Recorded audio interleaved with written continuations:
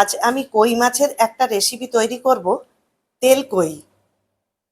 নমস্কার বন্ধুরা, আমি মৌসুমি উইথ মৌসুমি চ্যানেলে সবাইকে স্বাগত। প্রথমে আমি কই মাছগুলোকে ভালো করে কেটে ধুয়ে নিয়েছি। এর মধ্যে হাফ চামচ হলুদ গুঁড়ো আর হাফ চামচ লবণ, এগুলো ভালো করে মাখিয়ে নেব। এরপর 10 মিনিটের জন্য এটাকে রেস্টে রাখবো। এদিকে একটা বাটিতে সামান্য জল নিয়েছি। এতে 2টো শুকনো লঙ্কা, 1 ইঞ্চি আদা, 1 চামচ মৌরি আর 1 চামচ গোটা জিরে, সবগুলোকে 10 মিনিটের জন্য ভিজিয়ে রাখবো। কড়াই গরম হয়ে গেছে, এখানে আমি 4 চামচ মতো সর্ষের তেল দেব।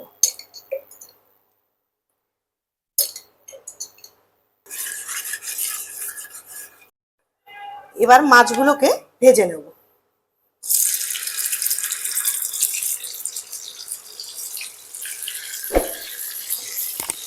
মাছগুলোকে আমি বেশি কড়া করে ভাজবো না, আমি হালকা করে ভেজে নেব।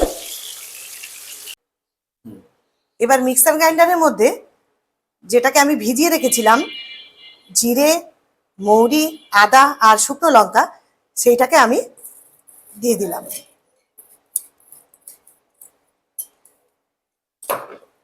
আর একটা মিডিয়াম সাইজের পেঁয়াজ, সেটাকেও দিয়ে দিলাম। এরপর এটাকে আমি পেস্ট করে নেব। মাছটাকে আমি এইভাবে হালকা করে ভেজে নিয়েছি। আর মাছগুলো হালকা করে ভাজলে কি হয় না, গ্রেভি, যে মশলার যে গ্রেভি থাকে, সেই গ্রেভিটা মাছের মধ্যে ঢুকে যাবে, এতে খেতেও খুব ভালো লাগবে। ওই তেলের মধ্যে 1 চামচ কালো জিরে, 3টে কাঁচা লঙ্কা আর একটা বড় সাইজের টমেটো, এগুলো দিয়ে নাড়াচাড়া করে নেব। একটু ভেজে তারপর 1 চামচ লবণ, এটাকেও দিয়ে ভালো করে ভেজে নেব। আর লবণ দিলাম এই কারণে, যাতে টমেটোটা তাড়াতাড়ি নরম হয়ে যায় আর ভালো করে ভাজাটাও হয়ে যাবে। টমেটোটা আমার ভাজা মতো হয়ে গেছে।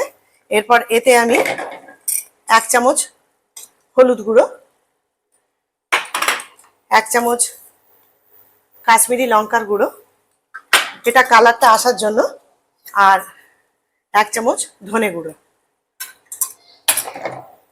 এটাকে ভালো করে ভেজে নেব।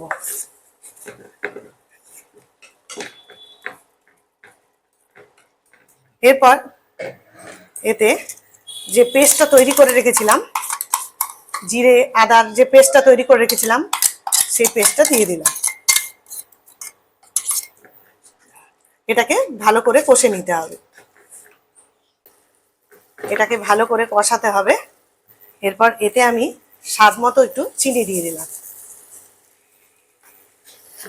এরপর এটাকে আবার ভালো করে নাড়াচাড়া করব, করে যতক্ষণ না এটার মধ্যে তেল বেরিয়ে আসছে ততক্ষণ এটা ভালো করে কষাতে হবে। মশলা থেকে তেল বেরিয়ে এসছে, আমার মশলার যে কাঁচা গন্ধ সেটাও চলে গেছে। এরপর এতে আমি সামান্য গরম জল দিয়ে দেব।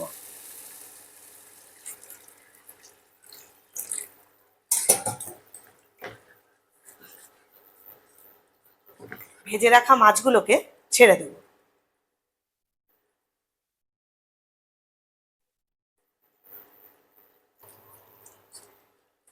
এরপর 5 থেকে 7 মিনিটের জন্য ঢাকা দিয়ে দেব।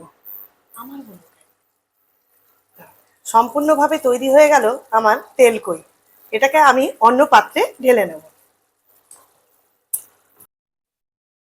এরপর ওপর থেকে আমি ধনেপাতা কুচি ছড়িয়ে দিলাম।